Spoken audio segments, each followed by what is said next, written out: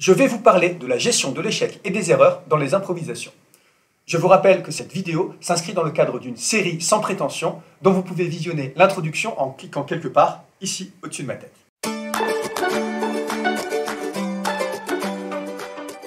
En improvisation, c'est comme dans la vie. On a ce réflexe lorsque l'on commet une erreur ou une faute de vouloir la corriger ou la rattraper. Si cette intention est tout à fait louable dans la vie de tous les jours, c'est une mauvaise idée en improvisation.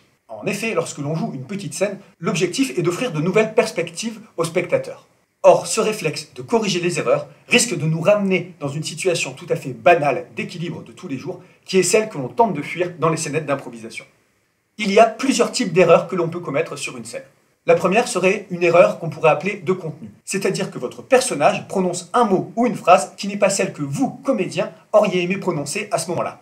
Cela peut enlever tout sens à votre phrase ou diriger l'improvisation dans une toute nouvelle direction. Alors, pourquoi s'en priver en annulant ce qu'on vient de dire et en le corrigeant ? D'autant plus que le public a entendu ce que vous venez de prononcer. Et cela a sonné un peu comme une promesse qu'on lui a faite.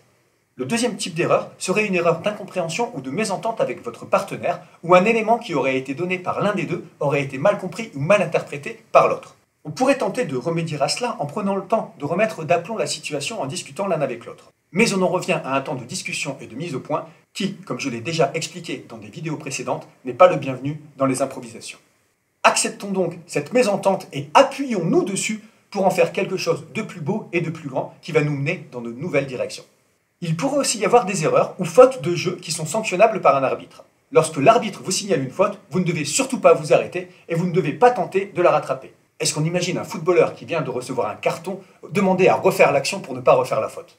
En revanche, s'il ne faut pas s'arrêter sur la faute, cela ne signifie pas pour autant qu'il faille l'ignorer. Il va falloir adapter votre jeu pour l'intégrer au fil de l'histoire et qui sait la justifier et lui donner du sens. Quoi de plus beau qu'un événement qui nous semble totalement hors de propos et qui arrive à reprendre du sens dans l'improvisation, voire même à en devenir le socle. Il existe encore d'autres erreurs que l'on peut commettre. L'une que je vois assez fréquemment, c'est réagir à une faute d'un partenaire par une deuxième faute que je vais placer par-dessus. C'est évidemment la pire des choses à faire parce que là, on perd totalement le contact et ça devient très difficile d'avancer ensemble dans l'improvisation. De plus, il y avait déjà une faute ou erreur qu'il fallait tenter de justifier, voilà qu'on risque désormais d'en avoir deux. Quelle que soit la circonstance dans laquelle la faute ou l'erreur a été commise, j'estime qu'il est important de ne pas la balayer. Ce que je conseille aux comédiens la plupart du temps, c'est de s'appuyer dessus pour construire leur improvisation. Ça peut paraître contre-intuitif, et pourtant, ça fonctionne la plupart du temps. Parce qu'on en revient à cette notion d'acceptation, et on la pousse encore plus loin, parce qu'on ne dit pas seulement oui à son partenaire, on dit aussi oui à soi-même, et on dit oui à ses propres erreurs, que je préfère appeler ses propres errements.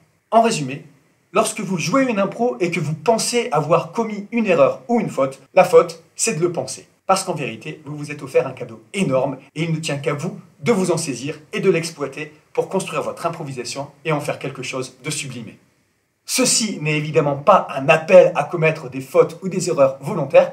Laissez vagabonder votre esprit. On en parlera d'ailleurs dans une autre vidéo. J'en ai fini avec le sujet des fautes et des erreurs en improvisation. Vous avez sans doute des choses à rajouter. N'hésitez pas à les inscrire dans les commentaires. Je vous dis merci et à bientôt dans une prochaine vidéo. Au revoir.